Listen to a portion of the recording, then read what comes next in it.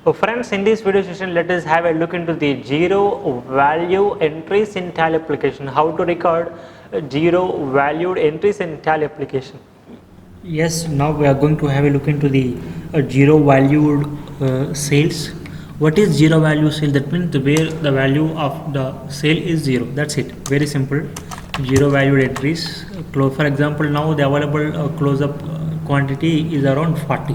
Out of 40, I just gifted one close up to my friend. Right? I just gifted one close up to my friend. So the quantity will be 1. And what was the rate here right now? What would be the rate? Is do I am collecting these 10 rupees from my friend? No, I am not collecting any of the single paisa from my friend. If I do not record the voucher, the stock is not going to be updated, right? So yes, I have to record the sales invoice to reduce the stock. So okay, I am recording, and I'm just keeping the quantity as 1 and the rate as 0 because I'm not collecting any a single rupee. So when you try to save like this, system is, and the error is that no entries in voucher.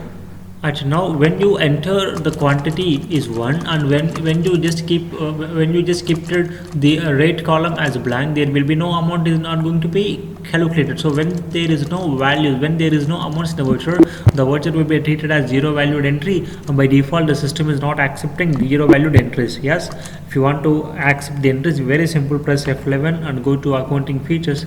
There you need to activate a feature called as enable zero valued transactions. Yes, then directly control plus A, save. Yes, when you save to save, if you once try to save the voucher after enabling the feature, if you try to save the voucher, yes, now this time Tally is simply accepted without showing any error. And if you want to go to stock summary, yes, the stock was updated.